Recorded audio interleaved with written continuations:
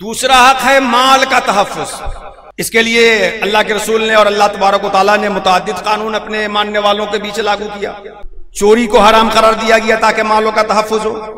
رشوت خوری کو، کرپشن کو، بھرشٹاچار کو محمد رسول اللہ نے شدت کے ساتھ منع کیا، اور بھرشٹاچاری کو جہنمی ہونے کی وعید سنائی کہ جو رشوت کھانے والا ہوگا، کرپٹ ہوگا، وہ جہنم کی آگ میں جلے گا.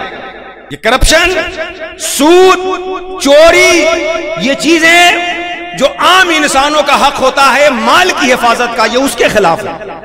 سود کی بنیاد پہ کیا ہوتا ہے؟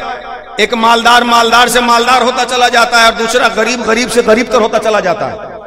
سود کا نظام منع کیا گیا، رشوت کا نظام منع کیا گیا، کرپشن کو منع کیا گیا، تاکہ ایک انسان کے مال کی حفاظت ہو سکے اور سماج میں سکون کی فضا قائم ہو سکے اور بھائی چارے کا ماحول بن سکے.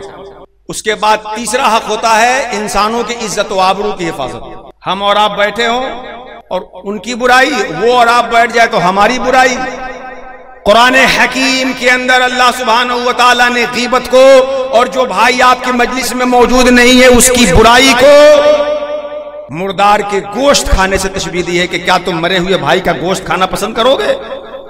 جب اپنے مرے بھائی کے گوشت کو کھانا پسند نہیں کرتے تو جس مجلس میں تمہارا بھائی نہیں ہے اس کی غیبت کیوں بیان کر رہے ہو؟ ایک دوسرے کی عزت کرنا، سمان کرنا، رسپیکٹ کرنا، یہ جو انسانوں کا بنیادی حق ہے. قرآن حکیم میں اس کے بارے میں آیا کہ لا یسخر قوم من قوم، کہ کوئی قوم کسی قوم کو حقیر نہ جانے، مذاق نہ اڑائے. کوئی مرد کسی مرد کو، نہ کوئی عورت کسی عورت کو، نہ کوئی عورت کسی مرد کو، کوئی کسی کو حقیر نہ جانے، سب ایک دوسرے کی عزت کرے. تو جان کی حفاظت کا حق، مال کی حفاظت کا حق، اور اس کے بعد عزت و آبرو کی حفاظت کا حق. یہ سارے حقوق محمد رسول اللہ صلی اللہ علیہ وسلم نے سماج کے لوگوں کو دے کر کے امن و سکون کی بنیاد کو مضبوط کیا.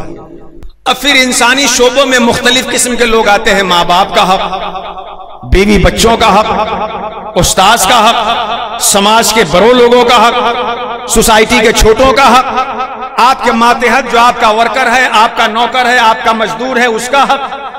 یہ سارے حقوق آتے ہیں اور سرکار دو عالم صلی اللہ علیہ وسلم نے تفصیل کے ساتھ سارے حقوق کو ادا کرنے کی تلقین کی. اور میں شروع میں یہ بات کہہ چکا ہوں کہ اگر سماج سے بدامنی کو دور کرنا ہے تو اس کا سب سے اہم فارمولہ یہ ہے کہ جس کا جو حق بنتا ہے وہ حق اسے دے دیا جائے. آپ اندازہ لگائیں، محمد رسول اللہ صلی اللہ علیہ وسلم اپنے ماننے والے کو صرف اسی پہ لا کے نہیں روکتے کہ تم اپنا حق لے لو اور دوسرے کا حق دے دو، بلکہ وہ تو اپنے ماننے والوں کو یہاں تک لاتے ہیں کہ دوسرے کا حق تو دو ہی، اپنے حق میں سے بھی ہو سکے تو دوسرے کو دے دو تاکہ اس کا دل جیت لو اور اللہ کی نعمتوں کو مستحق ہو جاؤ. اسی کو کہتے ہیں عدل اور احسان. آپ اپنا لے لیجئے، دوسرے کا حق دوسرے کو دے دیجئے، یہ ہے انصاف.